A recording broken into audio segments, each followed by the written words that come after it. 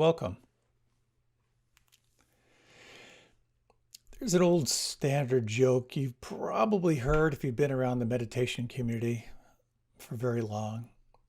And it talks about the advantage of meditating with others, physically having people around you when you meditate.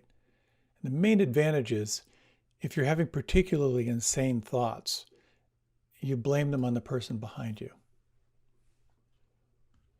I was meditating with Tara, my wife, this morning, and after our meditation, I said, if that's true, based on this last meditation, you're pretty twisted. There's such benefit in meditating with others. And that's a little bit of what I'd like to talk about tonight. Back in my ashram days, we were always looking for ways to sustain our practice. Because it's hard. As you know, if you've tried to keep a meditation practice going, it's challenging because inevitably you're encountering unpleasant stuff and it takes some resilience to keep going. So we had a phrase that we used a lot. A company is stronger than willpower. If you want anything in your life, you will find it immensely easier if you associate with like-minded people who also want that. So I'd like to talk about this phenomena a little bit tonight. First, to talk about how you and all of us are part of a social collective. And secondly, I'd like to talk about the shadow side of being part of a social collective when you're not awake. And thirdly, to talk about what it's like to wake up from whatever social collective you were associated with. And then finally, the power of associating mindfully with a collective of people. So we're all part of some kind of social network or social collective, and quite often we're not even aware of how much it's formed our perspective. Many, many years ago, I was supporting someone in having a baby, actually birthing a baby. And so we're checking out these videos on birthing at home because it was a home birth. And they had these two examples, and we kind of watched these two families kind of prepare for this home birth. And the first was this California couple, quintessential Northern California. They had the hot tub, they had the incense, they had the flowers, they had the long hair, they had the California light. It was all so mellow, man. And then they moved to another family. And this family was from Michigan. Big, extended, loud family. There was no emphasis on like this safe and sacred space. The mother was kind of like hanging out in the living room. There was extended family coming and going. There were people arguing about what she should be doing. It was really, really loud. And I was watching this and I thought, the second case looks really tragic. But then I realized for this little person coming into the planet, this is her tribe. This is her network here. So get used to it. We're so influenced by our primary culture. And even before that, we're influenced by our natal experience. If you've ever read the book, The Secret Life of the Unborn Child, it is phenomenal how much information you pick up when you are in the womb and how much that can influence your perspective on life. So it becomes a very interesting inquiry when you reflect back on your family and the culture in which you were spawned and raised. How did that form your beliefs? What were the gifts that you received from your family of origin? And also, of course, what were the wounds? What was the shadow side of that? I was looking for humorous stories about cross-cultural conflicts to sort of illustrate just how different our upbringings are. And I couldn't find any stories that really fit this talk. Either the stories of cross-cultural clashes were either filled with rampant stereotyping or really, really nasty humor. Some of the more mild stuff was a woman from England who married a Parisian, and she was just going out to get the newspaper, and her new husband stopped her and said, "You're going out like that?" And she realized that her husband had a huge emphasis on presentation, and she wasn't made up. I managed to get deeply immersed and some pretty fluent in French through the Peace Corps, and I was very excited about getting fluent in French. And I lived in the city. I taught in a university, so I got a pretty good, academic style French training. But a lot of people would come from en brousse, from out in the faraway lands. They come into the city, and where I was once at a dinner with some classic French folks, and we were having this dinner.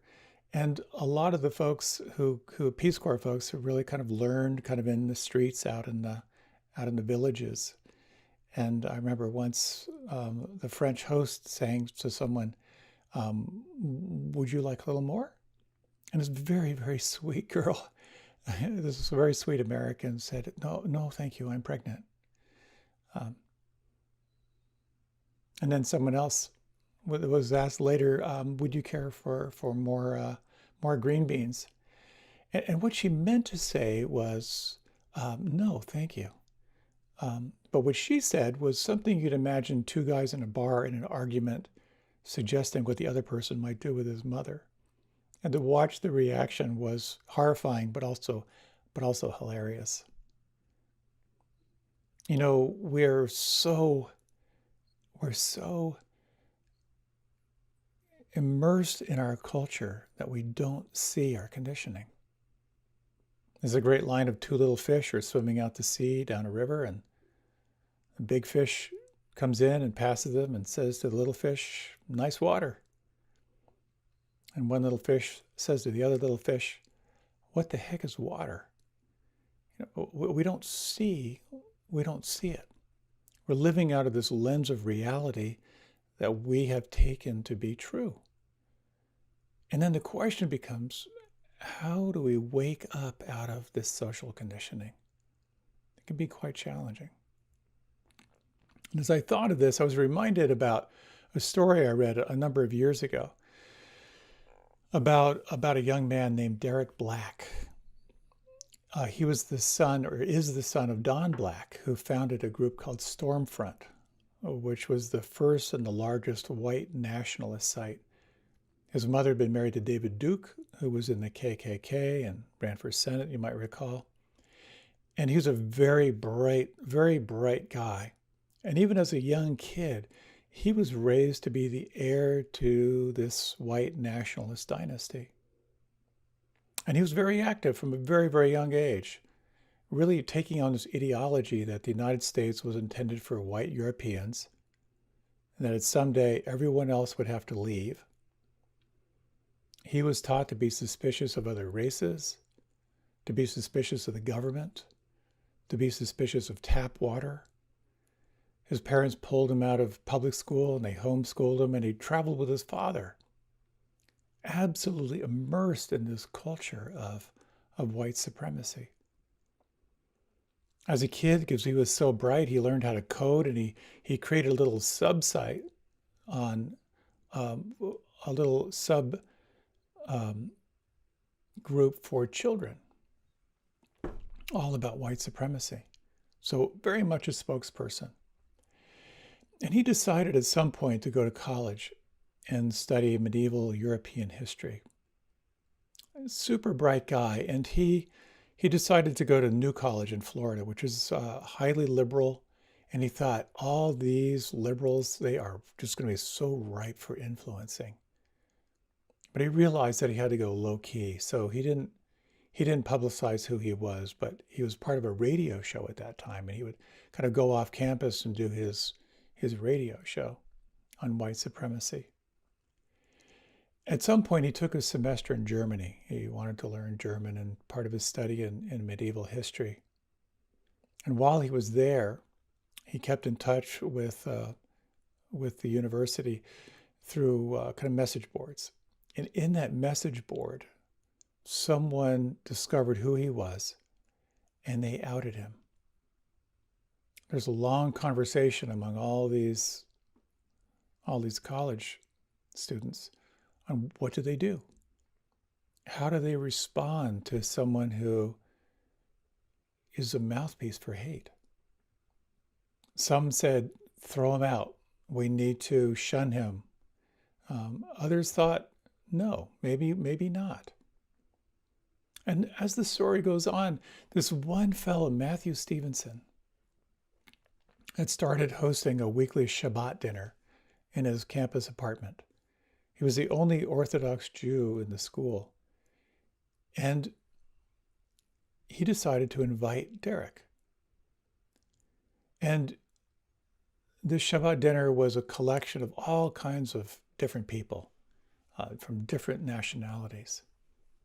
And they decided as a group that they were not going to confront him, but they were going to include him. Now, when Derek came back to the States, he absolutely felt ostracized. And this was the only invitation he had to engage in anything. And so he went to Shabbat dinner. And because the group took on this attitude of including and not confronting, and because he was so aware of being ostracized, on one level he felt very, very comfortable, and he started listening. And eventually, among this diverse group of people, they eventually began to turn the conversation to his point of view. And they began to engage, and they began to spend more time and hang out and go bowling. And he became so touched by the relationships and the ability to engage that at one point he renounced all of his white supremacy background and went through a very, very painful time of confronting his father, with whom obviously he had a great connection, and went on to become a spokesperson for moving through that particular point of view. The story is amazing, and I encourage you to read it, because it's really, really well done, and there are different versions of the story here and there.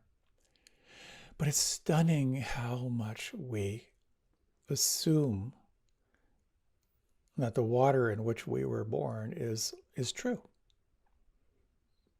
I used to lead a little workshop way back when on our views on money.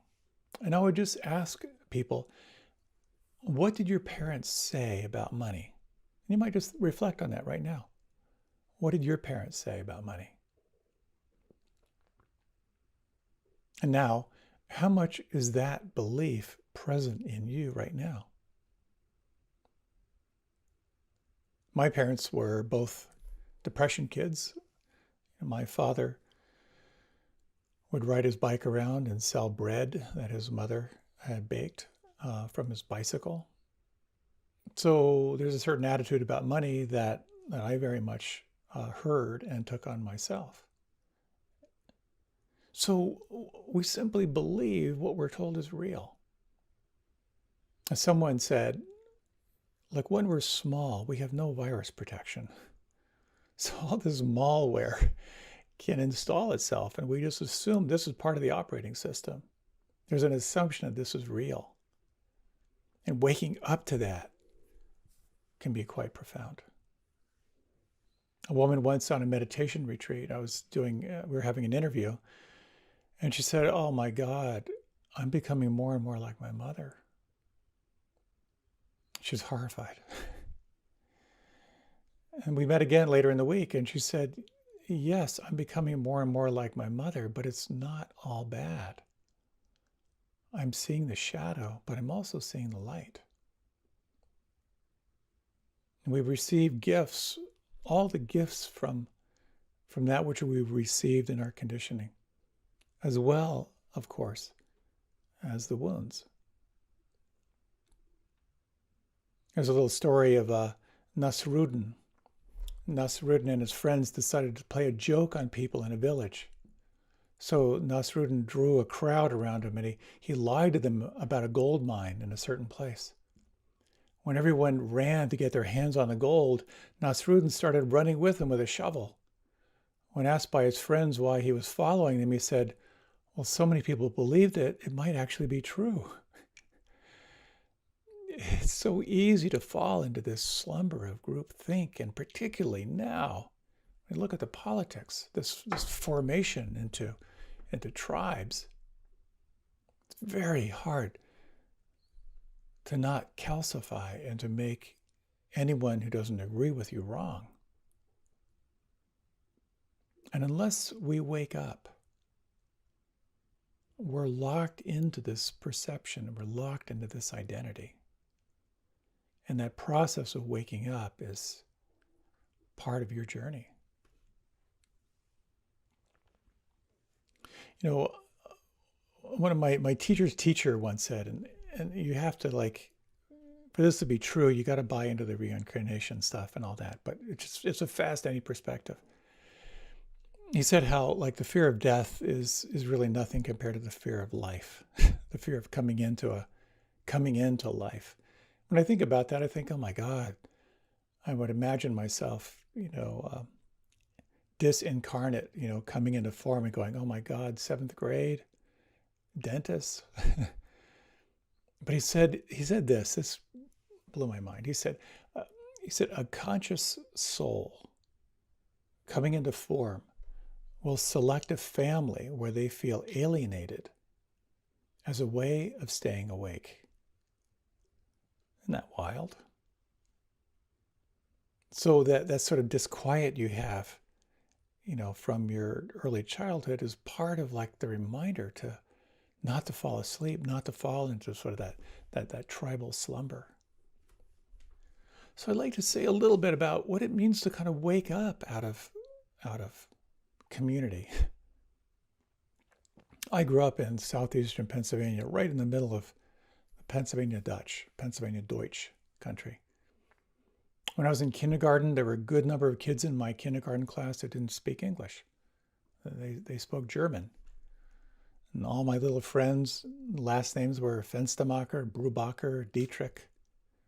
And we had a number of Amish and Mennonites. Now, you go to any church in any village, you're going to have a Reformed and Orthodox. So the Mennonites are more the Reformed. So the Orthodox are like, we need to preserve the core teachings and hold them sacred and not make any exceptions. Reformed church is all about, we need to adapt and make it work. So Anna Brubacher, in my kindergarten class, her Mennonite church said that you could have electricity, but only on the weekends when you were entertaining. In my area, we had what we were called the black bumper Mennonites. You could have a car, but everything had to be painted black, no chrome. Others would say you could have tractors, but you couldn't have rubber tires on the tractors. They had to have metal wheels. You see these tractors with metal wheels. Then, of course, there were the Amish, which were very orthodox and no variations. But there's something really wild about the Amish. And it has to do with something called Rumspringa. And Rumspringa is kind of the acknowledgement of the rite of passage in adolescence. The translation of Rumspringa means jumping around or hopping around. Usually at about age 14 to 16, you have a period of time before you make a choice to be baptized into the church. Now, for some, this is a time of courtship. It's a time of, like, finding a spouse. So the rules are kind of loosened up so that you can go out there and play the field, multiple fields. But for others, it's really seen as, how do I say it, as getting your yayas out. You're allowed to, like, go wild, see what it's like on the outside, experiment, and then make a decision. Now, about 85 to 90% of those adolescents who engage into Rumspringa, they come back and they join the church. But the idea here is that there's a choice. Now, there are a lot of variations about how they enforce this, but it's fascinating. It's this nod to what it means to wake up from the culture or the tribe and make a conscious choice. Of course, when we look through this lens of Buddhism, we have kind of the classic story of the Buddha, who walked away from his riches, walked away from his wife and child because of the call to wake up was so strong. We all go through this stage sooner or later. And it's an interesting question. What was your Rumspringa? How did you rebel? How did you try to break out and shatter your identity with your culture and to get a sense of who and what you are?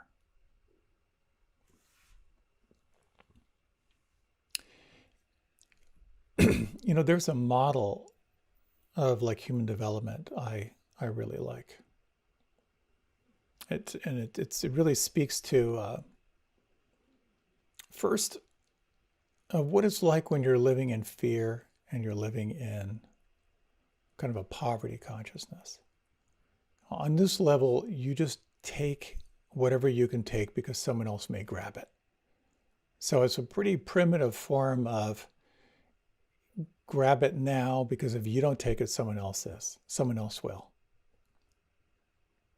The next level of how we live, which is where most people live, is you exchange your personal freedom in order to belong. I hate my job, but it pays the bill. I can't stand what I do for a living, but what are you going to do with 2 kids in college? The next level is that you become someone valuable within your social group. You become an influencer. You're a leader. So there's a sense of being empowered, within your social network. Then the next level is where you start to really ask yourself, what do I want? You begin to ask yourself, am I living the life that's genuine, or am I living a life that was designed to please my culture, my primary caretakers? What's most important for me? And this stage of life can be very painful. It's the setup for the proverbial 40 days and nights in the desert, when you need to walk away and ask those really, really deep questions. What is most important in your life? What do you really, really want? There's a burning away of all the conditioning to sense who you are at your most genuine. Here, there's this sense of your dharma, if you will, your path, that which you can't not do. And on the other side of the desert, which might be 5 minutes or 40 years, is you're being exactly who you are. And from that place of freedom and creative expression, you contribute from that place. It's a wonderful kind of archetypal description of life. We begin to wake up out of our conditioning to discover who and what we truly are, and then to live from that place. At one point, many, many years ago, extremely frustrated with my patterns of accommodation and sacrificing myself for harmony. Out of kind of an inner rage, I just said, I'm going to be me until I'm fired from now on. It was kind of a line in the sand in my life, and a powerful shift. I was listening to an interview with Lenny Kravitz, and he talked about how he was given offered all these record deals, but told, this, you're going to have to take on this persona in order to to get this money, and he kept turning it down. And then he did his first album completely for himself. And that's what launched his career. And he said it was only when I decided to be me that my creative life began to flow. So discovering and then divorcing yourself from your early conditioning is a big part of the spiritual path. It's about waking up to who you are not, to find out who you really are, and then to live from that place. But even when you have these insights of this is what I want, this is what's most important, life goes on and you have to redirect your path. And then here you can begin to realize that not only are you the result of your community and your social network, but you can actually create your social network to align with what you most want. And then the question becomes, what happens when you do align with like-minded people, with people who really want what you want? And this is where we begin to explore the power of Sangha, the power of community. And again, through this Buddhist lens, there are three refuges, three places to go when you feel lost. The first is the Buddha, and the Buddha can mean the kind of the allegory of the Buddha's life, the personal story of the Buddha's life, or simply the translation of the Buddha, awake, the refuge of wakefulness, that at any time you can wake up. You can access non-judging awareness. The second refuge is Dharma, which can be seen as the teachings, it can be seen as the path, or you can translate it as direct translation of truth. At any given moment, you can ask yourself, what do I know to be true? The third refuge is Sangha. And this can translate from community,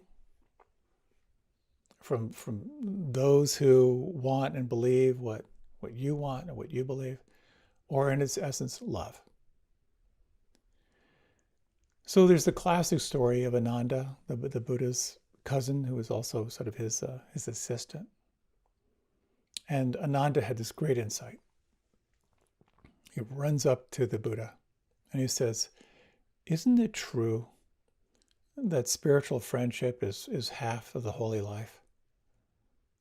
And the Buddha allegedly said, don't say that. Don't say that. Spiritual friendship is the whole of the holy life. That's a powerful statement. Spiritual friendship, community, company is the whole of the holy life. If you want to be a better tennis player, find people who are really, really good and find your way to play with them. You'll become a really good tennis player. When I wanted to get fluent in French, I looked for people whose French was worse than I looked for people whose English was worse than my French. And then that forced me to improve. I've told this story so many times, but I remember reading an article, I think in Forbes, it said, take your 5 best friends, average out their income. It's probably your income. And when I read that, I thought, I need new friends. But the truth is, you gravitate and resonate with those that you spend the most time with. So being conscious about who you spend time with can make all the difference in the world.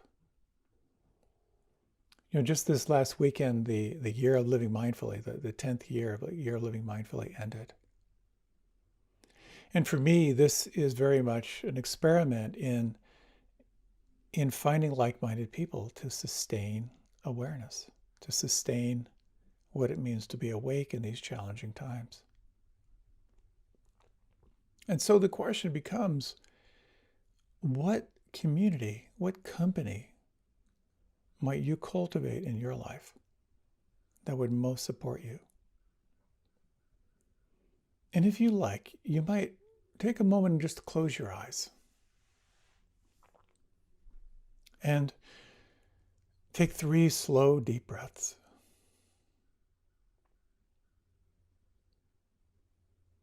And you might just take a moment here and reflect on those in your life who have been your allies. Those people in your life who at some point, they get you, they appreciate you, they support you.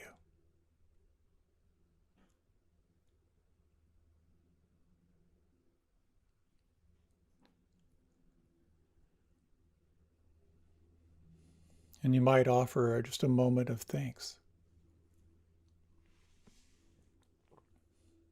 And for some of us, when you think of your allies, the people that have your back, you might think, my gosh, there are not many people here. And take a moment to acknowledge that. If you feel a lack of company, a lack of like-minded community, can you imagine making more room for that? The possibility of feeling more connection.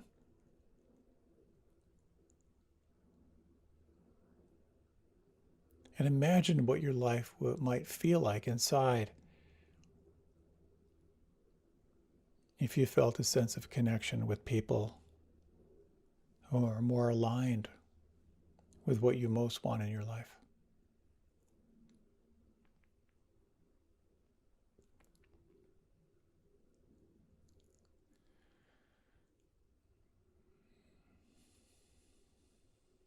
If you like, you can deepen your breath. You can open your eyes.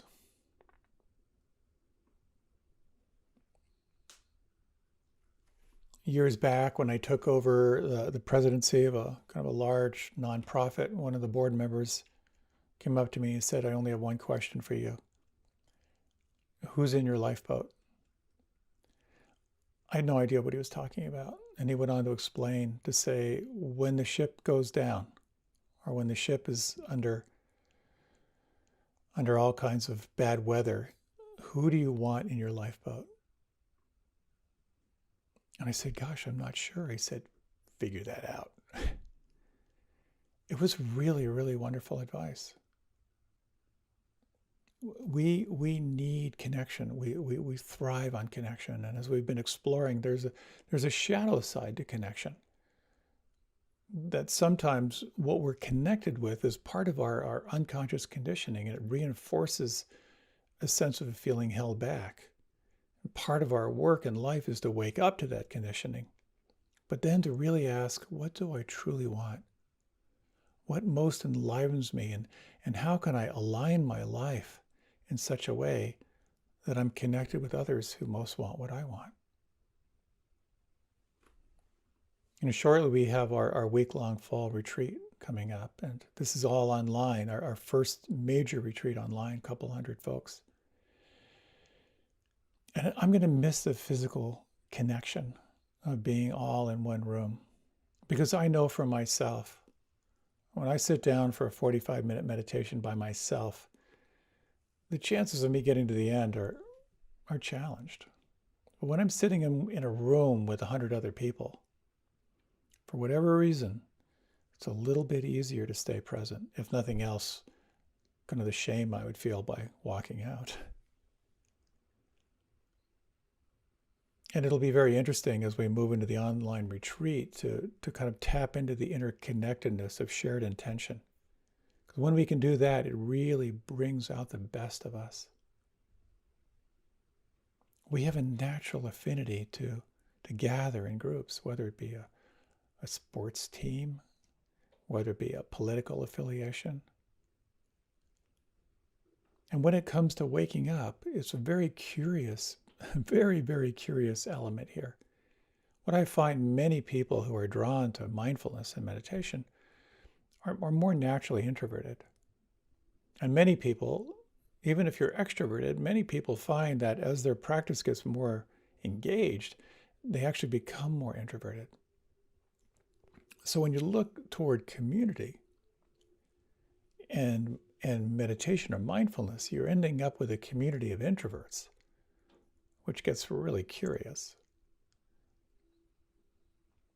To be in a community of people who would rather not be in a community of people, but are either part of that community of people because they know it's good for them, or they feel a certain kind of resonance.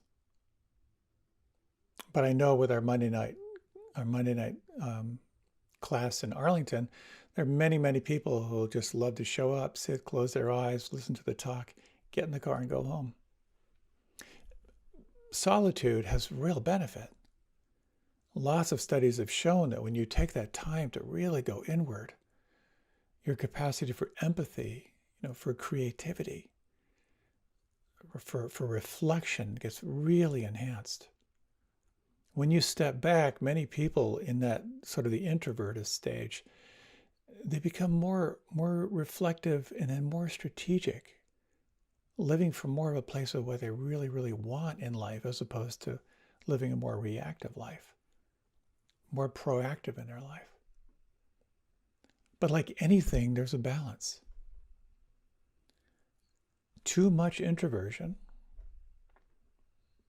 can lead to a sense of loneliness and isolation. And there are lots of studies on the effect of isolation and loneliness. People who are chronically lonely and isolated tend to have more heart disease and stroke. Immune system gets compromised, slower recovery time, more depression, and possibly even early death. As my parents aged, they always lived in the country, and they insisted on living in the country. And I could watch what happened as they aged, of feeling more and more isolated, and how much they needed that sense of community. And so the question becomes for you, I think, how do you find that balance? How do you find that sense of stepping back in your life in a way that you can feel refreshed and renewed to really wake up to who you are and what you really want? And how much would high quality connection and good company serve you? And so a few questions come to mind. And the first question is, what do you really want in life?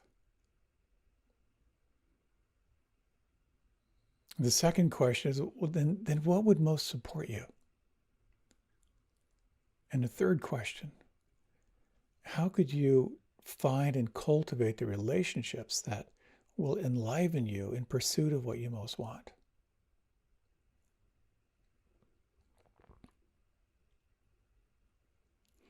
I find some of us tend to be very extroverted. We're easily drawn to groups, and there it's easily to move into overstimulation, to losing center. Some of us, moving into center is pretty easy, but the edge is to actually engage. And the question becomes, how do you engage? And particularly now that we are kind of in quarantine for the foreseeable future, I think our only avenue really is exploring, through online groups. And there are lots of online groups, talks you can listen to. Really encourage you, if you'd like to explore cultivating more connection, hang on and just check out the Mindful Dialogue group led by Ray and Tara, just as a way to listen to others about their practice, anything you'd like to share, and get that sense of connection through practice. Through the Insight Meditation community, there are what are called Kalyana Mitta groups, or spiritual friends groups, a way that you connect and share about your practice. There's a great thing called Telesanga, where you set your time, the phone rings, you're instantly connected to a little meditation hall, and you're guided through practice. Check that out. That's pretty cool. You might also explore, what would it be like if you were to reach out to old friends, reach out to those that you feel some affinity with, to risk that sense of building the kind of network that would fill your lifeboat. This becomes the challenge. The challenge of really cultivating and building that refuge of Sangha, of community and like-minded people. So I would like to close with a short little reading. This is from Thich Nhat Hanh on how to find true solitude, particularly in the midst of turmoil. You might find some help in the following words. If you like, you can close your eyes.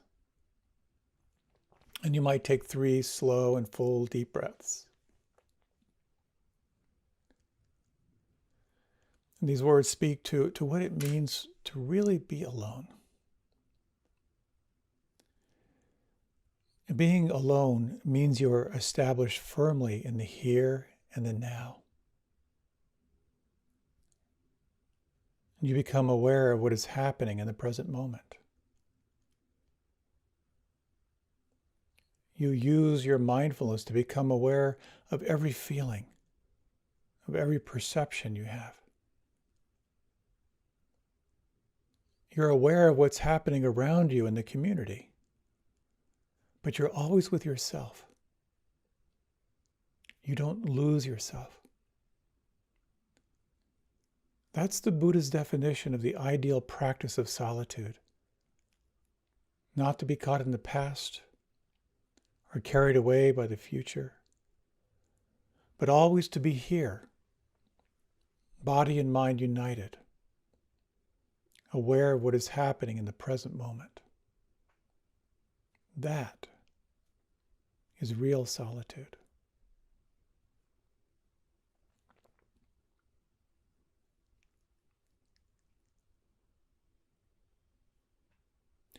Can you imagine the balance of cultivating this deep sense of solitude and interconnection, and at the same time, a feeling of wholesome connection with those around you, those who want what you want, who are excited by what excites you and what lights you up? If you have that sense of community, you might take a moment to celebrate it. If you find it lacking, can you imagine the possibility of opening into a greater sense of interconnection, where you might feel more supported, where you might support and inspire others?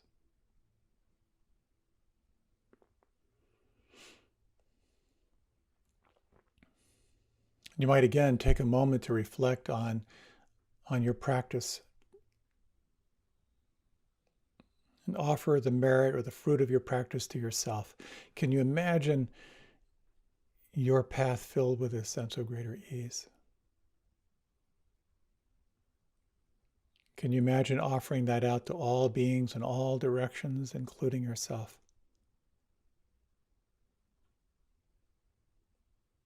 May every one of us feel free, feel safe, and feel happy.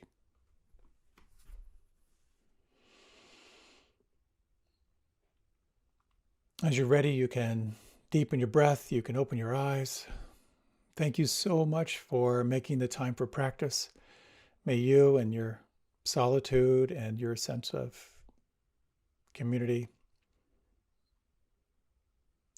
enjoy and savor this life that you have. Thank you again. Many blessings in your practice and in all things.